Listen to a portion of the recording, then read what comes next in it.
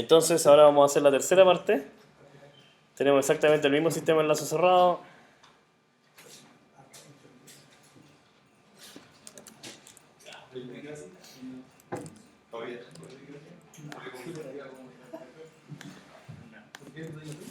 Parte 3. Entonces, la gran diferencia, ¿cierto? Este es el ejemplo 3. Controlador para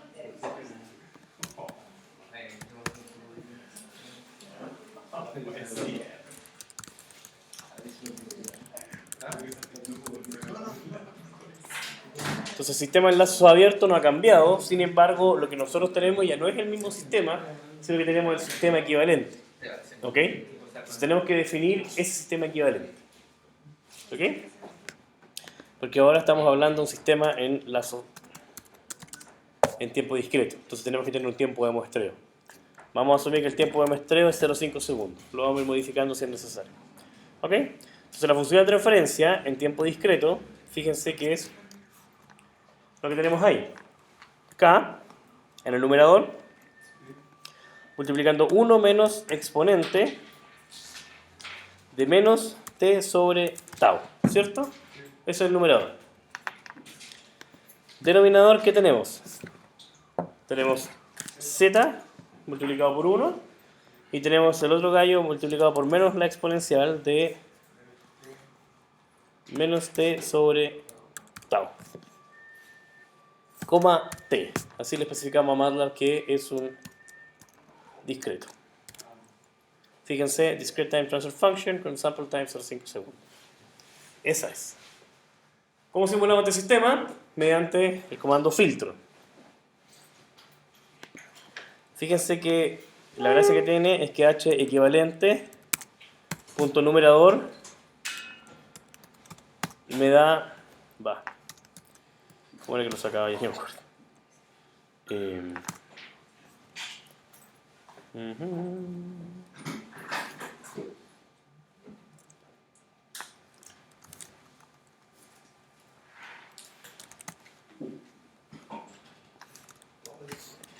Bueno, el h equivalente tiene el numerador, que es un arreglo de 2, que precisamente, sí, al tiro,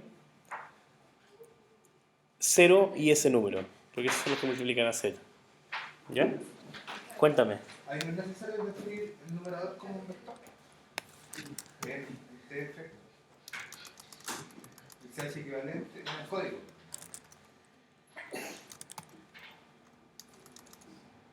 Ah, porque es una celda. Mira que zarpado. No, no funciona, no importa.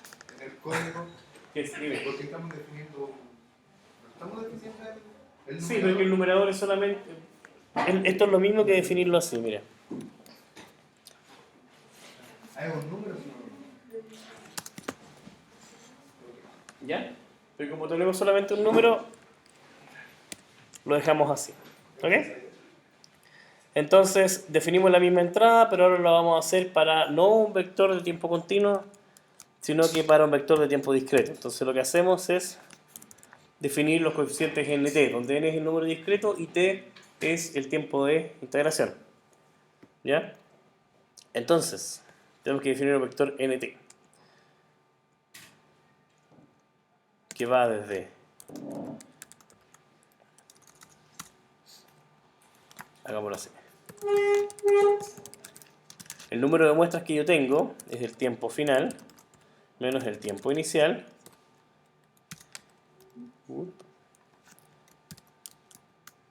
partido por el tiempo de integración. 20 muestras. Entonces, esto es un vector, ¿cierto? Que va del tiempo inicial hasta el tiempo final con tantas muestras. ¿Así como lo dice? No, la solución de la prueba 1. Aquí generé todas estas imágenes. Ahí está, sí, tal cual. 10, 21 de los números son perfecto. Problema 3. Fíjese que lo que estoy haciendo es lo siguiente. Tengo mi vector de tiempo, que es el tiempo continuo en el cual simulé originalmente el sistema. Entonces, para poder comparar, lo que hago es estimar el número de muestras con respecto a este tiempo de muestreo. ¿Okay? Si estoy mostrando cada 5 segundos y tengo, por ejemplo, 10 segundos acá, lo que estoy haciendo es tomando 20 muestras, porque estoy cada 1 segundo tomando 2 muestras. Entonces, precisamente es lo que estamos viendo acá. Entonces, después, ¿qué es lo que defino? Defino un vector que va desde el instante 1 del tiempo hasta el instante final, con tantas muestras como definí. Entonces, bajé de tener 10 elevado a 4, simplemente a tener 20 muestras. ¿Ok? Entonces, U de t lo definimos exactamente de la misma forma, pero en vez de trabajar en función de t, trabajamos en función de nt y nt. ¿Ok? Esa es la versión discretizada. Perdón.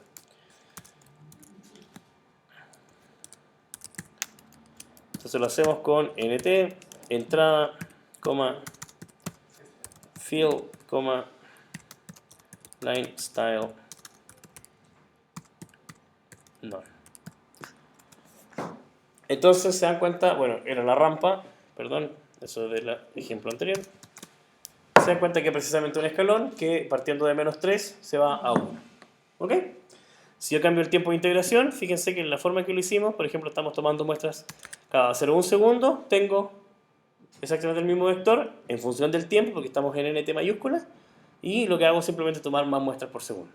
¿Ok? Esa es la gracia de hacerlo de esta forma. Entonces, volvamos a lo que teníamos antes, 0,5. Esa es mi entrada, está bien definida la entrada. Entonces, el problema es que ahora ya mi sistema no lo puedo simular así, entonces lo hacemos mediante un filtro.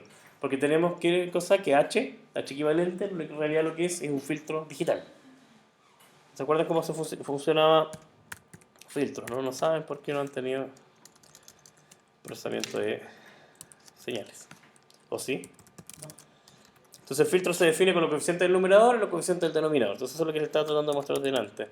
Que h equivalente.num tiene los coeficientes del numerador de la función de transferencia que definimos. Y h equivalente.denominador tiene esos coeficientes. ¿Qué le aplicamos acá? La entrada. Entonces, ocupamos la misma idea. Figura 1. Tenemos la entrada. Hold on. Tenemos I. Y le puse I discreto. ¿Ok? Filter para cell. ¿Cómo lo hice acá? Cell to mat. Eso es lo que me falta.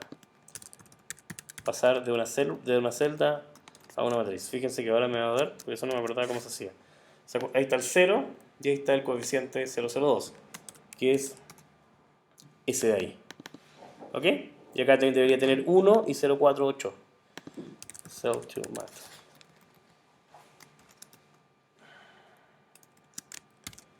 Uno y menos 048. ¿Ok? Solamente estoy pidiéndole a MATLAB que me dé los coeficientes que ya definí. Lo pudiese definir a mano si yo quisiera. ¿Ok? ¿Sí? ¿Y por qué pide el 0 primero y después el... Porque define de tal forma que el orden sea el mismo arriba y abajo. Fíjate que el orden abajo tiene un z, entonces asume que arriba también tiene un z. Pero está multiplicado por 0. Es una forma diferente, ¿no? ¿Ok? Entonces sí queda el mismo orden. Ahora, ¡pam! Versión discreta de la salida. Exactamente lo que teníamos antes, ¿se acuerdan? Evolucionaba y llegaba a ser 5. Estamos en lazo abierto todavía. ¿Ok? Ok. Cambio el tiempo de muestreo, por ejemplo, a 0,3. Fíjense que tengo una versión con más muestras de lo que teníamos antes. ¿Ok? Entonces esa es la versión discretizada del sistema equivalente. ¿Se da cuenta que es equivalente porque es exactamente el mismo sistema? Porque es la misma respuesta que ya conocíamos, pero versión discreta. Ahora, ¿qué necesitamos para poder simular el sistema de lazo cerrado? La función de referencia del sistema realimentado.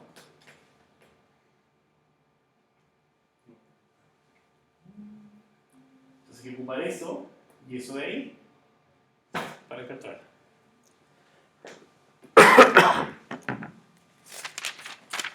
No es tan complicado, como 4 líneas. ¿Ya? Lo pueden revisar. Por tiempo, lo voy a copiar de acá. Controlador. Fíjense. Acá lo tengo. Esa es la función de transferencia definido. el numerador, 0 y todo lo demás. Porque arriba me queda un z y abajo me queda un z cuadrado. Lo definimos de la misma forma, este es el sistema realimentado y todo lo demás. Y vemos que el sistema se comporta como un segundo orden, que es exactamente lo que vimos, ¿cierto? En la parte 1 del demo, cuando pusimos perdón, la parte 2 del demo, cuando hicimos entrada de escalón. ¿Ya? Lo único que hicimos en ese momento fue agregarle el más tiempo. Aquí simulé para otro tiempo distinto, parece. ¿Dónde está el tiempo? Acá, 20 segundos.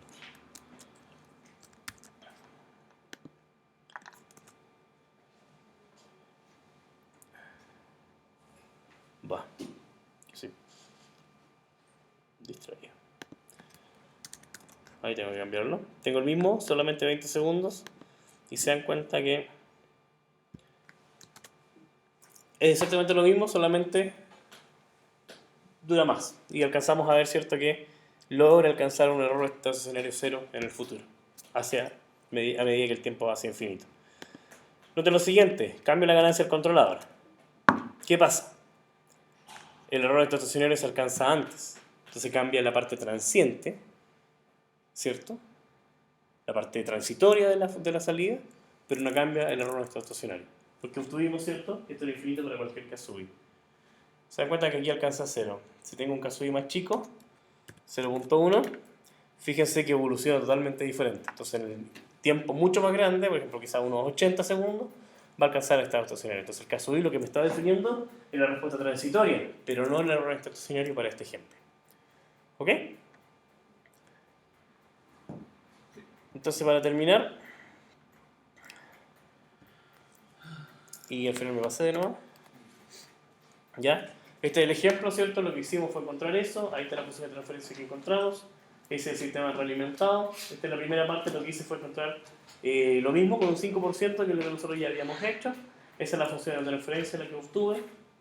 Y ese es el sistema versión discretizada. ¿Ok? Fíjense, revisen las transparencias. Y aquí abajito le puse notar problemas con el tiempo de muestreo. ¿Ya? Hay problemas con el tiempo de muestreo y cómo uno lo define. Este es el caso, por ejemplo, para 0 error estacionario, y ahí está para otro valor de Kasui y vemos que alcanza el estado estacionario en el futuro. ¿Ok? Y se lo voy a mostrar rápidamente antes que nos vayamos, para que quede registrado en el video.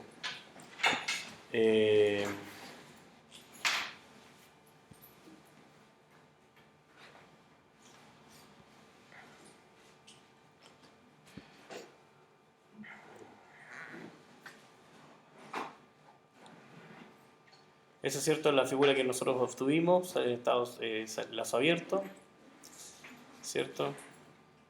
Figura en lazo cerrado, respuesta a entrada rampa, versión discretizada. Esta es la otra versión que estuvimos cambiando recién.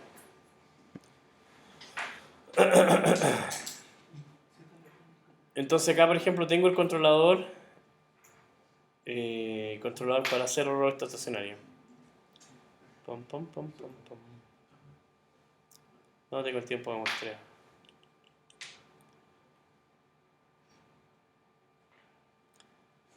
Si yo cambio el sistema, por ejemplo, el tiempo de muestreo a 0.3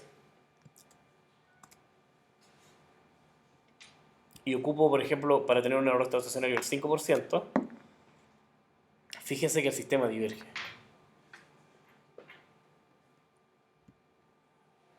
Si cambio el tiempo de muestreo, por ejemplo, a 0.1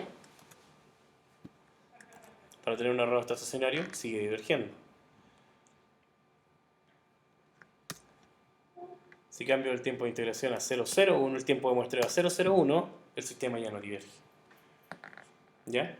Y lo que pasa es que el tiempo de muestreo define, ¿ya?, evidentemente, qué tan equivalente es el sistema original con respecto al sistema discreto. Puede pasar que para algunas condiciones los polos y cero hagan que el sistema sea inestable. ¿Ya? Y lo tengo aquí, sí, lo tengo acá, porque fíjense que el tiempo de integración acá afecta directamente, por lo menos en este ejemplo, el polo de aquí. Entonces puede hacer que el tiempo de integración tome un polo y lo haga inestable. ¿Ya? ¿Ok? Entonces notar ese problema, así que el tiempo de integración, de muestreo, perdón, hay que tener ojo con él. ¿Ok?